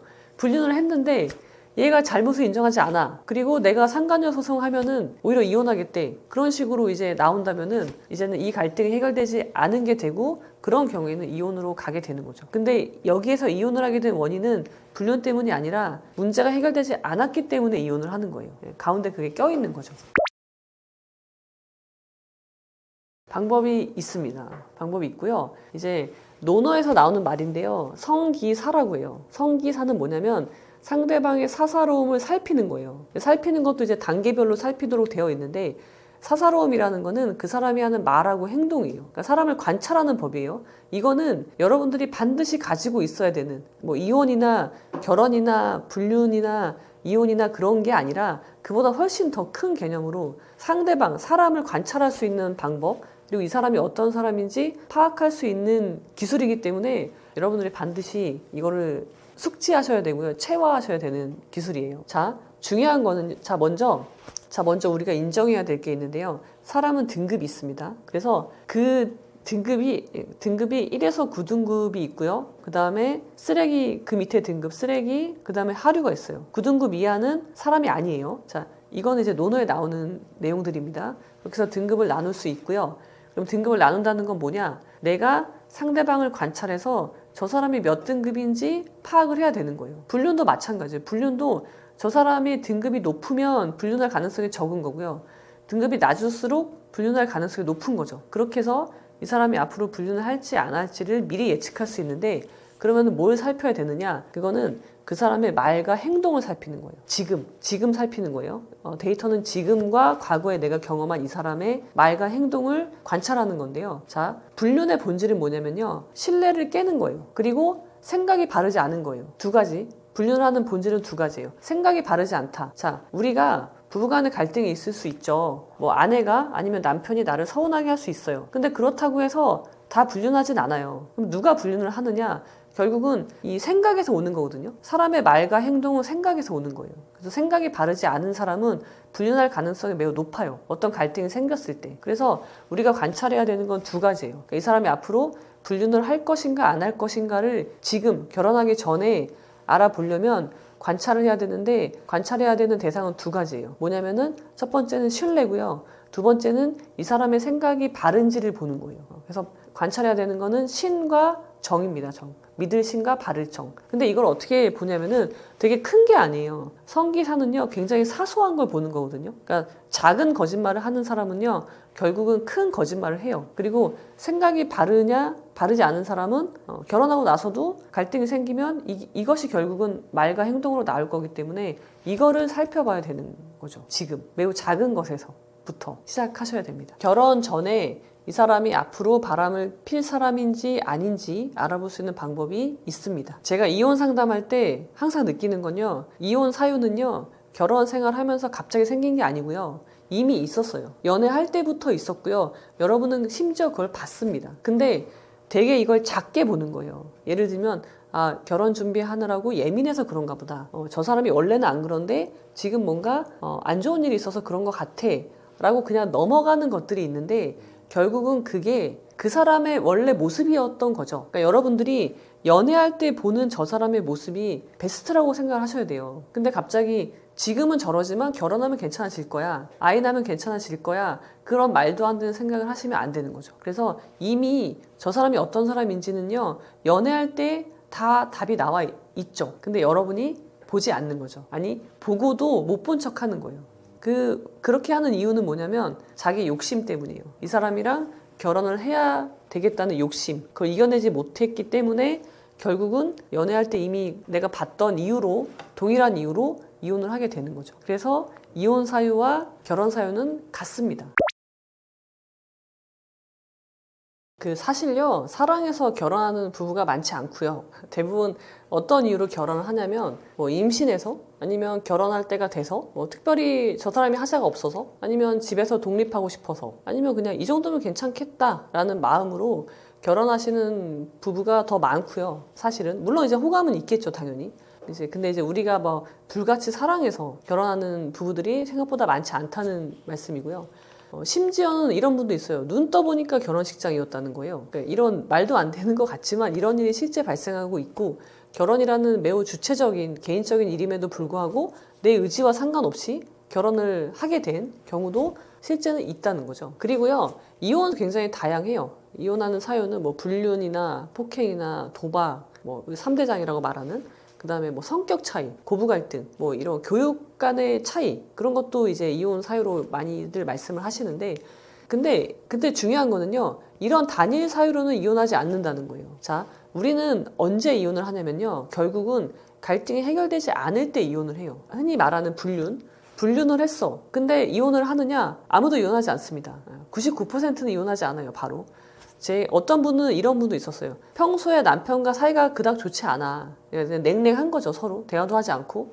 그래서 이제 뭐 나이가 50이 넘어가면서, 아, 그래, 이제 정리를 해야 되겠다, 남편이랑. 이혼을 해야지? 라고 마음을 먹고 있었어요. 근데 남편이 불륜한 걸 알은 거예요. 그럼 이분이, 아, 잘 됐다. 어차피 이혼할 거였는데, 이혼하려고 마음 먹었는데, 불륜한 김에 이혼해야지? 라고 했을까요? 어떻게 했을까요? 이분은 이혼하지 않았어요. 되게 이상하죠? 이혼하려고 마음을 먹고 있었는데 남편이 불륜한 걸 알았어. 근데 그럴 때 보통 어떻게 하시냐면요, 바로 이혼을 가지 않고요. 이 갈등을 해결하려고 해요. 그리고 오히려 그 불륜녀랑 자기를 비교하기 시작해요. 그러면서 내가 본처인데 저 사람보다, 저 불륜 상간녀보다 내가 못한 게 뭐가 있지? 라고 생각을 하면서 상간녀를 궁금해하기 시작하고 남편한테 관심을 가지기 시작하고 막 그러는 거예요. 원래 관심이 전혀 없었어. 남편이 뭘 하든 상관하지 않았는데 갑자기 막 관심을 가지고 그러는 거예요. 그러면서 이 불륜이라는 갈등을 해결해 보려고 노력을 합니다. 근데 이게 안 될 때 이혼을 하는 거예요. 그러니까 우리가 말하는 이혼 사유의 마지막은요, 여러 가지 갈등이 있겠지만 결국 그 모든 갈등이 하나로 이제 모아지는데, 수렴이 되는데, 그것은 결국 대화가 되지 않는 것이에요. 그래서 이혼 사유의 처음이자 마지막은 결국은 대화가 되지 않는 거, 문제가 해결되지 않는 거라고 보시면 되겠습니다. 이제 실무에서 뛰는 변호사로서 느끼는 바를 말씀드리면요, 3가지를 말씀드릴 수 있는데, 첫 번째는 사람들이 더 현명해졌다. 두 번째는 사람들이 자기의 미래를 예측하기 시작했다. 그리고 세 번째는 인생을 좀 더 거시적으로 보기 시작했다. 그렇게 요약할 수 있을 것 같아요. 자, 사실은 예전에도 그랬어야 되는 건데 예전에는 그러지 못했던 면이 있는데 이제는 사람들이 그렇게 변해가고 있다라고 볼 수 있고요. 그 미래를 예측하는 거 되게 중요한 거거든요. 이걸 논어에서는 지뢰자라고 해요. 그러니까 앞으로 올 것을 아는 사람, 이런 사람이 되어야 되거든요. 그러니까 누구나 그러니까 미래를 예측해야 되는 거예요. 내 앞으로의 이런 거죠. 우리가 이제 회사에서는 뭐 중기계획, 장기계획을 세운단 말이에요. 그렇게 이제 성장해 나가죠. 근데 사람도 마찬가지거든요. 사람도 성장을 해야 돼요. 그래서 나의 앞으로의 5년 후가 어떻게 될지, 10년 후가 어떻게 될지, 그 다음에 더 멀리 30년 후가 어떻게 될지, 이거를 지금 예측을 하셔야 되는 거죠. 그래서 인생을 거시적으로 봐야 되는 거예요. 그래야지 내가 지금 어떤 선택을 할 수 있는 거거든요. 합리적인. 그래서 그런 의미에서 이제 매우 현명해졌다라고 볼 수 있는데요. 자, 이런 거죠. 결혼을 한다는 건 관계를 맺는 거잖아요. 나하고 저 사람의 관계, 앞으로 우리 두 사람의 미래, 우리 가정의 미래가 어떻게 될까? 그거를 그려보는 거예요. 합리적으로 데이터를 가지고. 그 데이터는 어디에 있어요? 과거에 있는 거예요. 과거와 지금까지 내가 경험한 저 사람의 말과 행동을 내가 관찰했으면 저 사람이 앞으로 어떻게 할지 예측이 가능하거든요. 그래서 지금 미래를 선택을 하는 거예요. 근데 예전에는요, 이런 예측을 하지 않았던 거예요. 그냥 어떻게 했냐면 지금 이 순간, 지금만 버티고 참으면 앞으로 좋은 날 오겠지. 저 사람 변하겠지. 나이가 들면 막 남편이 폭행을 해요. 근데 지금은 젊어서 그래. 나이가 들면 힘이 빠지고 안 때리겠지. 그런 생각으로, 이거 되게 막연하고 아무런 근거가 없는 예측이잖아요. 그런 생각으로 그냥 지금을 참는 거예요. 그래서 과거의 사람들이, 우리 어머니 세대의 사람들이 그렇게 하면서 지금 순간순간을 참으면서 그게 쌓여서 결국 인생이 돼버렸는데, 과거에는 그렇게 했다면 지금은 그렇게 하지 않고 미래를 합리적으로 예측하기 시작했다라는 점에서 굉장히 고무적인 일이라고 생각하고요. 좀 더 발전하고 있다. 사람들이 성장하고 있다라고 볼 수 있을 것 같고요. 그리고 황혼 이혼이 증가하는 이유 역시 동일한데요. 이런 거죠. 황혼 이혼이라고 하면 보통 60대가 넘어서겠죠. 뭐 60, 70, 뭐 80일 수도 있고요. 그런 경우에 이제 이런 생각들을 많이 하세요. 이렇게 죽을 수는 없다. 내 지난 세월을 봤는데 그냥 다 참고 희생하고 나라는 사람은 없고 그렇게 살아온 거예요. 근데 내가 남은 날이 얼마 안 남았어. 그러면은 내가 단 뭐 몇 달을 살더라도, 단 하루를 살더라도 가장 나답게 살고 싶다, 자유롭게 살고 싶다라는 생각을 하기 시작하는 거죠. 과거에는 그런 생각도 자유롭게 하지 못했는데 지금은 이제 그런 생각이 자유롭게 하는 그런 풍토가 됐기 때문에 그런 생각도 할 수 있게 됐다고 보고요. 그러면서 사람들이 자기를 돌보기 시작하는 거예요. 나를 찾기 시작하고. 그래서 근데 이제 이렇게 말하면은 사람들이 또 이기적이다, 그렇게 얘기를 한단 말이에요. 왜? 결혼하면 자기를 찾으면 안 된다는 거예요. 그러면은 사실 결혼하면 안 되는 거고요. 결혼은요, 봉사활동이 아니거든요. 결혼은 인내심 테스트가 아니란 말이에요. 그래서 결혼이 뭔지 모르고, 우리가 과거에는 결혼이라는 게 뭔지 모르고 결혼을 했고 그냥 참아야 되나 보다, 다 그러고 사나 보다 라는 생각으로 이렇게 참아왔지만, 그냥 순간순간을 모면하면서 살아왔지만, 이제는 우리가 정보를 공유하고 다른 사람의 사례를 알게 되고 나를 더 찾게 되고, 그러면서 이제 이혼을 하게 되는, 그러니까 해결이 안 되는 문제가 있으면 이혼을 해야 되는 거죠. 그렇게 해서 좀 발전해 나가고 있다라는 생각이 들고요. 그런 것 때문에 이혼율이 높아지고 있고 황혼 이혼을 하는 경우도 많아지고 있다라고 생각을 합니다. 그러니까는 우리가 결혼이 뭔지 알고 해야 되는데, 물론 지금도 결혼이 뭔지 모르고 하시는 분들이 많이 있어요. 근데 지금은 뭐 여러 가지 정보가 많이 있기 때문에 결혼을 했을 때 어떤 갈등이 있을 때 이걸 어떻게 대처해야 되는지 이런 것들을 알 수 있고요. 그리고 옛날에는 우리가 다른 사람의 사례를 모르기 때문에 그냥 이러고 살아야 되나 보다라고 생각을 해요. 근데 요즘은 여러 가지 SNS도 있고 정보를 공유하다 보면은 아, 이게 되게 심각한 일이구나. 내가 지금 겪고 있는 게 예를 들면 이거는 아동 학대구나. 아니면 이거는 폭력이구나. 그런 거를 이제 평가할 수 있게 되는 거죠. 그래서 이게 문제라는 걸 인식하는 비율이 높아졌다라는 점에서 이혼율이 더 증가한 원인이라고도 볼 수 있을 것 같습니다. 제가 이제 이혼의 타이밍이 있거든요. 이혼의 타이밍을 이제 쭉 상담을 하다 보면은 자기의 결혼 생활을 쭉 이야기하세요. 그러면은 이제 같이 이야기해보는 거예요. 같이 복기를 하는 거예요. 이때가 이혼의 타이밍이었다. 그런 이야기들을 이제 말씀을 드리는데 제가 생각하는 이혼의 타이밍은 언제냐면요. 내가 더 이상 성장하지 않을 때예요. 그러니까 상대방의 존재가 오히려 나의 성장을 방해할 때. 그거는 나도 마찬가지죠. 나의 존재가 저 사람의 성장을 방해한다면 그거는 둘 다 이혼하는 게 더 두 사람을 위해서, 그 가정을 위해서 더 좋은 선택이라고 생각을 해요. 근데 내가 성장하지 않을 때, 그러니까 내 성장을 방해할 때 그게 무엇이냐, 어떤 개념이냐, 그런 걸 이제 알아야 되는데요. 그러기 위해서는요, 먼저, 그러니까 결혼이 무엇인지, 사랑이 무엇인지에 대해서 우리가 명확한 의미를 알아야 돼요. 우리가 결혼을 하는데 결혼이 뭔지 모르고 해. 그리고 사랑한다고 하는데 사랑이 뭔지 몰라. 그리고 사랑한대. 그러니까 심지어는 학대를 하면서 이게 사랑이라고 말하는 분도 있어요. 나는 너를 사랑해서 이렇게 하는 거야. 그거 사랑 아니거든요. 그래서 결혼과 사랑의 정의를 명확히 해야지 내가 이 사람과 이혼을 해야 되는지, 나의 성장을 방해하는지 그거를 내가 평가할 수 있거든요. 그래서 한번 개념의 정의를 내려보면요. 자, 결혼이라는 건 무엇이냐면요. 결혼은 법률론이잖아요. 그래서 법률적인 어떤 의미가 있는지도 당연히 아셔야 되는데 그거는 뭐 차지하더라도 결혼은 어떤 거냐면 두 사람이 만나서 무엇을 하는 거냐? 함께 성장하는 거예요. 결혼은 외로워서 하는 것도 아니고요. 뭐 서로 기대고 뭐 그렇게 하는 게 아니에요. 결혼하는 이유는요. 우리가 성장하기 위해서 하는 거예요. 같이 함께. 누구 한 사람만 성장하는 게 아니라. 그래서 결혼이라는 거는 우리가 성장할 수 있는 가장 좋은 마지막 기회다라는 말이 있거든요. 그래서 결혼은 그런 의미로 하셔야 되고요. 그러면 내가 이 결혼 생활을 그만둬야 된다면 그건 언제겠어요? 당연히 더 이상 성장하지 못할 때 이혼을 해야 되는 거예요. 그건 결혼이 아닌 거거든요. 그래서 그렇게 보셔야 되고요. 결혼에서는 우리가 사랑해서 결혼하는 거 아니에요. 결혼 생활의 본질은 사랑이 아니거든요. 이제 법에서 말하는 거는 애정과 신뢰라고 말을 하는데 결혼 생활에서 중요한 건 필요한 건 뭐냐면 사랑이 아니라 진실한 관계라고 말할 수 있어요. 진실한 관계가 뭐냐? 그럼 정의를 내려보면요. 이런 표현이 있습니다. 진실한 관계는 어떻게 우리가 구체적으로 예를 들 수 있냐면 자, 눈살을 찌푸리지 않고 들어주고요. 그리고 서로 응원하고 함께 해요. 그리고 서로의 장점을 키워주고 억압하지 않고 자유롭게 해줘요. 그리고 그 사람이 원하는 방식이 아니라 내가 원하는 방식으로 나를 사랑해줘요. 물론 나도 내가 원하는 방식이 아니라 그 사람이 원하는 방식으로 그 사람을 사랑해주는 거. 이것이 진실한 관계의 구체적인 모습이거든요. 그래서 지금 말씀드린 그런 진실한 관계에 나오는 그런 모습들이 나하고 배우자 사이에 없다. 막 이야기를 하는데 막 이야기를 들어주지도 않고 오만상을 찌푸리고 나를 응원해주지도 않고 내가 힘들 때 오히려 나를 더 사지로 몰아뜨리고 나를 억압하고 자기가 원하는 방식으로 나를 사랑하고 그렇다면은 이거는 진실한 관계가 아니기 때문에 이런 관계는 나의 성장을 방해하죠. 그래서 이때는 이혼을 하셔야 되는 거예요. 가끔 보면은 한 사람은 이혼을 원해. 근데 상대방은 이혼을 원하지 않는 경우가 있어요. 그래서 그럼 너는 왜 이혼을 원하지 않냐? 우리 관계 이렇게 파탄이 났는데 라고 물어볼 때 그 배우자가 상대방 배우자가 이렇게 얘기하시는 분들이 꽤 있거든요.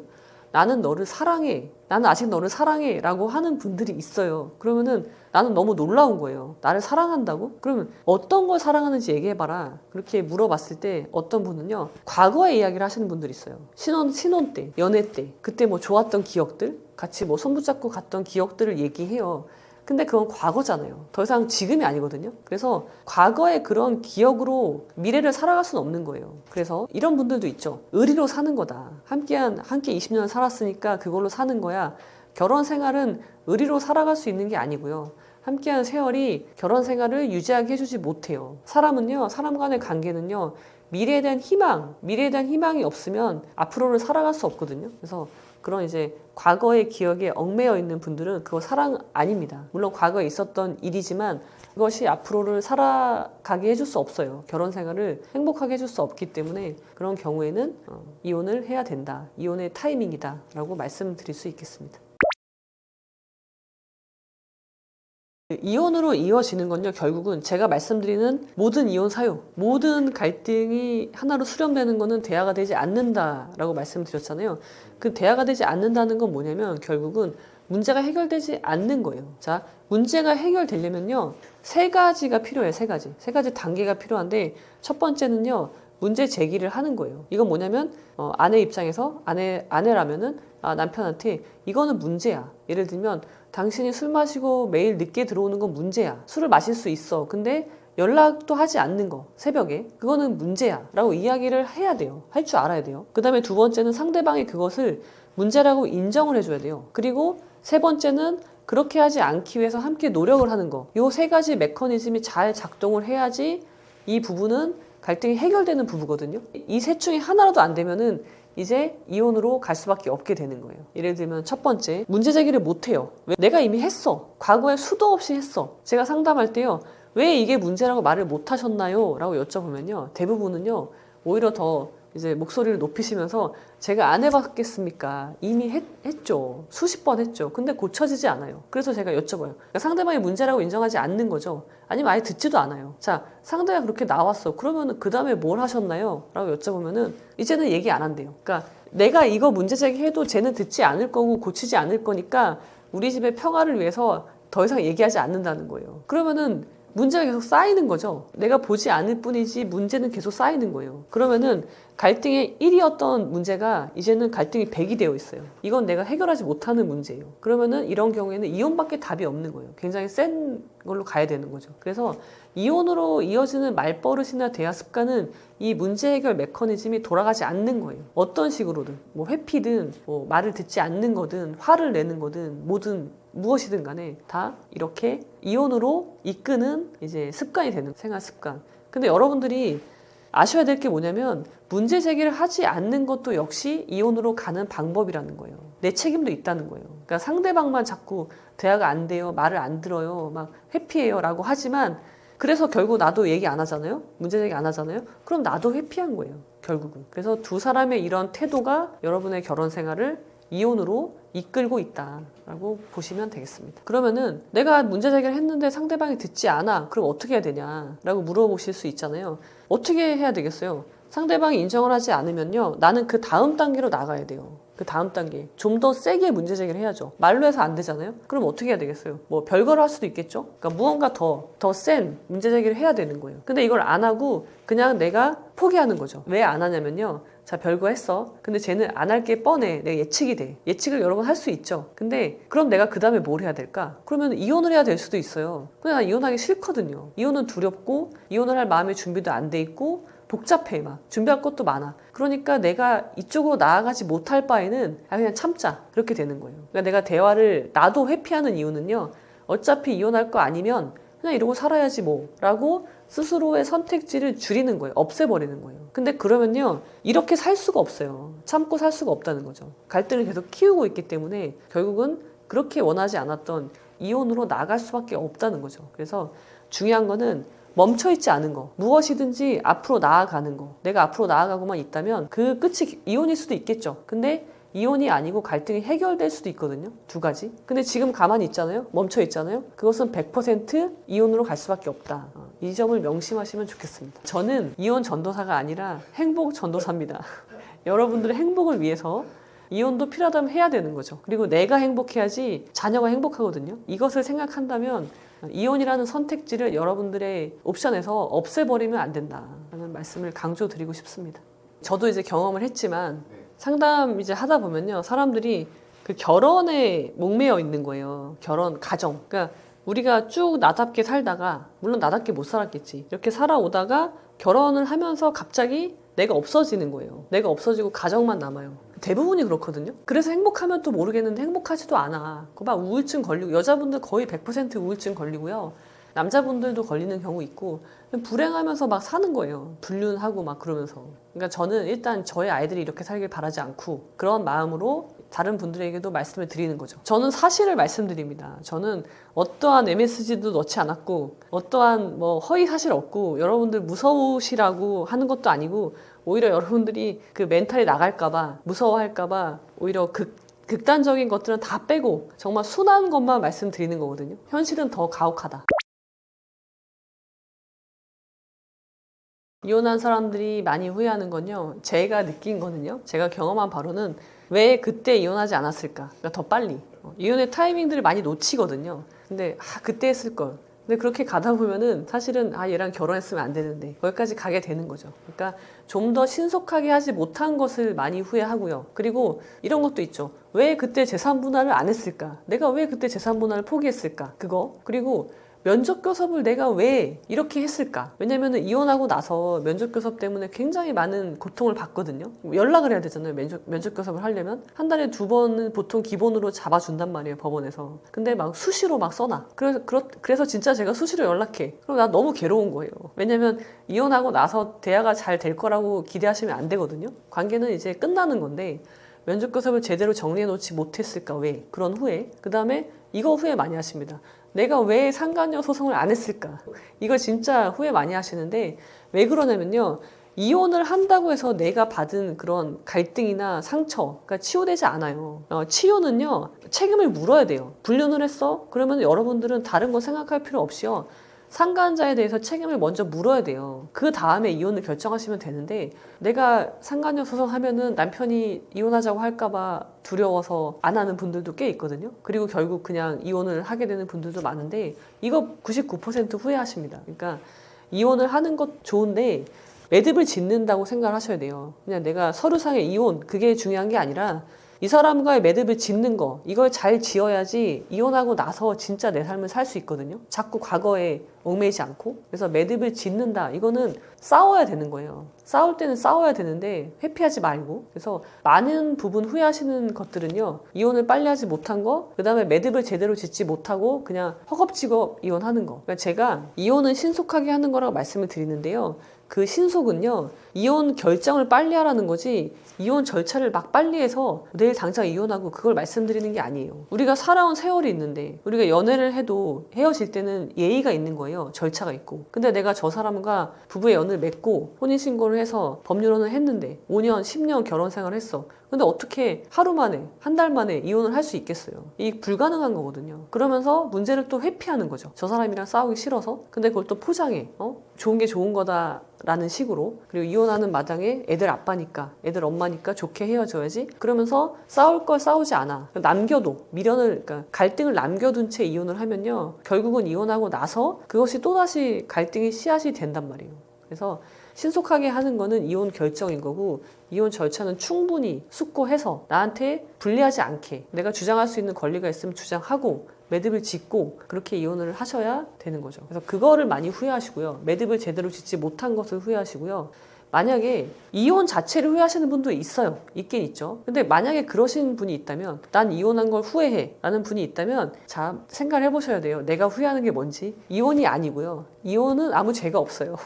이혼 때문에 내가 불행해지는 게 아니고, 반대로 결혼 때문에 내가 행복해지는 게 아니에요. 내가 어떻게 저 사람과 함께 어떤 관계를 만들어 가는지에 따라서 행복과 불행이 결정되는 거지, 이혼으로 인해서 불행해질 리가 없잖아요. 그럼 뭐예요? 이혼하고 나서 내가 불행하다면 그거는 나 때문이에요. 내가 제대로 내 삶을 살지 못하는 거, 거기에 원인이 있는 거지, 아무 죄가 없는 이혼한테 죄를 돌리시면 안 됩니다.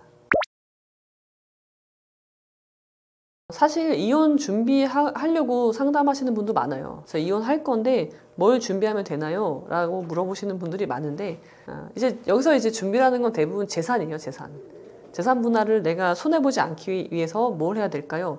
아니면은 내가 갖고 있는 재산을 숨기려면 너무 아까운 거죠. 내가 정말 생활비, 정말 적은 생활비를 아껴서 허리띠 졸라매서 모아놓은 비자금인데 이거 나누면 너무 억울합니다. 이거 어떻게 빼돌릴 수 있을까요? 그런 거 물어보시는데 아무 소용이 없고요. 이미 계좌에 들어있는 돈은요, 숨길 수가 없어요. 계좌 이체하면은 남잖아요, 기록이. 그래서 그렇게 할 수는 없는 거고, 이혼 준비는 뭐냐면요, 제가 말씀드린 것처럼 이혼을 하는 이유에 있어요. 내가 이혼을 하는 이유는요, 내가 성장하지 못하기 때문에 하는 거예요. 저 사람과 나의 관계가 서로의 성장을 방해하기 때문에 이혼을 하는 거죠. 그러면은 내가 이혼을 한다는 거는 이제는 내가 정말 나답게 살겠다는 의지예요. 의지의 표명을 하는 거죠. 선택을 하는 거죠. 그러면은 지금까지는 내가 나답지 못하게 사는 거예요. 그러니까 행복한 척, 괜찮은 척, 아무렇지 않은 척, 그런 식으로 내가 없는, 내실이 없는 그런 껍데기로 살아가고 있었던 거잖아요. 그러니까 이혼 준비라는 거는 이제 나를 채워야죠.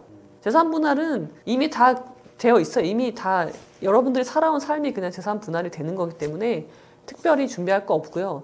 정말 준비할 거는 이제 무너진 나를 세우는 거예요. 생각의 힘을 기르고 이립하고, 제가 말씀드리는 이립이라는 거는 정서적, 경제적 독립이에요. 생각의 힘을 기른다. 이거는 제가 이제 아류노너라는 걸 통해서 많이 말씀을 드리고 있는데, 배워야죠. 나 스스로 생각하는 법, 뭐 극기복례하는 법, 그런 것들을 배워 나가면서 나를 어느 정도 이제 이립을 할 수 있는 준비를 하고, 그리고 이혼과 동시에 이립을 하고 뭐 부록을 하고 그렇게 성장해 나갈 수 있는 그런 준비를 해야 되는 거죠. 제가 두 가지를 말씀드리고 싶은데요. 첫 번째는요, 이혼을 너무 무겁게 생각하지 않으면 좋겠습니다. 그러니까 이혼했다고 해서 인생 끝나지 않는다, 그런 말씀을 드리고 싶고요. 자, 이혼이라는 건요, 내가 인생을 살면서 하게 되는 수많은 선택 중에 하나에 불과하다, 그렇게 생각하시면 좋겠고요. 결혼도 내가 행복하려고 한 거죠. 이혼도 내가 행복하려고 하는 거예요. 그렇게 결혼과 똑같은 선택의 하나다, 그렇게 이해하시면 좋겠고요. 그 다음에 두 번째 말씀드리고 싶은 것은요, 실행해라예요. 실행해라. 해라. 나아가라, 앞으로. 거기 앉아서, 주저앉아서 울고 있지 말고. 그러니까 저는 제가 이제 징징이라고 표현을 하는데, 징징이들을 위한 이혼 수업이 있거든요. 강의를 하고 있기도 한데, 징징이. 그 다음에 결혼은 헛똑똑이. 징징이는 뭐냐면, 그냥 울고 있는 거예요. 이러지도 못하고, 저러지도 못하고.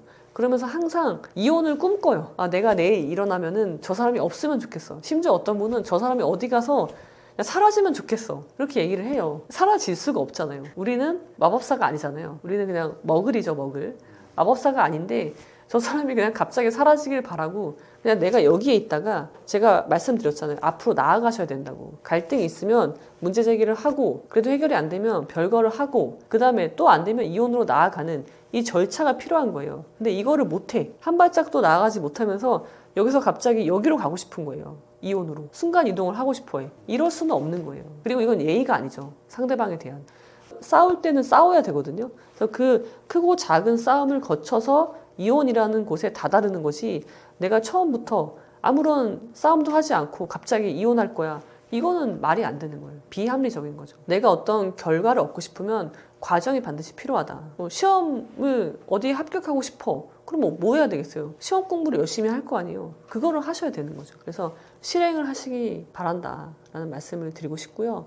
제 말씀을 드리자면, 제가 이제 사법고시 2차를 떨어지고 나서였어요. 사법고시 2차 떨어지면요, 다시 1차부터 봐야 되거든요. 그때 저는요, 하늘이 무너지는 느낌이었어요. 다시 1차부터 봐야 된다는 점 때문에. 근데 그런 절망의 순간에 제가 한 건 뭐냐면요, 내가 지금 마땅히 해야 될 일을 하는 거예요. 내가 지금 사시 1차를 다시 봐야 되는데 갑자기 사시 2차 합격할 수 없잖아요. 그럼 다시 1차부터 보는 거예요. 1차부터 보려면 어떻게 해야 돼요? 시험 준비를 해야 될 거 아니에요. 그럼 저는 신림동에서 했으니까 신림동으로 다시 들어가. 독서실을 끊어. 이걸 하나씩 해 나가는 거죠. 그렇게 해 나가다 보면 마지막에 합격이라는 결과가 있는 거죠. 그래서 마찬가지예요. 모든 일은 우리가 결혼, 이혼이라고 해서 다를 게 없거든요. 우리가 삶을 살면서 하는 여러 가지 선택과 다를 바가 없다. 그래서 하셔라, 지금. 그러시면 좋겠습니다. 제가 이제 이혼 사건을 많이 하면서 결혼 상담도 하고, 불륜이나 가정에서의 갈등, 그리고 이혼 후의 삶에 대해서까지 여러 가지 상담을 하고 있는데, 제가 말씀드리고 싶은 거는, 우리가 삶을 살고 있다, 그 점을 잊지 않으면 좋겠습니다. 나라는 사람이 삶을 살고 있는 거예요. 저 사람이 살고 있는 게 아니라. 그래서 나한테 집중하고, 내가 느끼는 감정이 뭔지 명확하게 설명할 수 있을 정도로 나를 살피고, 내 안으로 깊이 들어가서 내가 행복한 삶을 사시면 좋겠습니다. 그래서 내가 하는 인생의 모든 선택들은요, 결국은 내가 행복하기 위해서 하는 거고, 그게 나의 본질인 거잖아요. 내가 이혼을 해도요, 나의 본질이 바뀌는 게 아니에요. 근데 많은 사람들은 결혼과 동시에 내가 없어지는 삶을 살아요. 그리고 그게 마치 당연하듯이 희생하는 게 결혼 생활이 아니거든요. 결혼은 인내심 테스트가 아니고, 결혼은 봉사활동이 아닌 것처럼. 그리고 자녀를 위한다면 내 자녀가 살고자 하는 그 모습 그대로 내가 살고 있으면 돼요. 그래서 여러분들이 자기를 사랑하고 먼저 자기를 사랑하고 자기한테 관심을 가지고 자기를 아껴주는 삶을 사시기 바라고요. 그렇다면은 여러분들이 결혼을 했건 안 했건 이혼을 했건 안 했건 자녀가 있건 없건 그런 외부적인 요소와 아무런 상관없이 여러분들 삶은 행복해질 수 있다. 그리고 끊임없이 성장하시면 좋겠습니다. 성장하는 데 있어서 필요한 건 이제 생각의 힘인데 그러니까 나답게 사는 거. 그거는 내가 생각의 힘이 있어야 가능한 거거든요. 그래서 그런 생각의 힘을 키우기 위해서 제가 뭐 논어를 이용한 아류 논어와 같은 여러 가지 강의도 하고 있으니까 같이 들어보시면 여러분들의 행복한 삶에 조금이나마 도움이 될 것 같습니다. 여러분들의 행복한 삶을 기원 드리는 행복 전도사였습니다.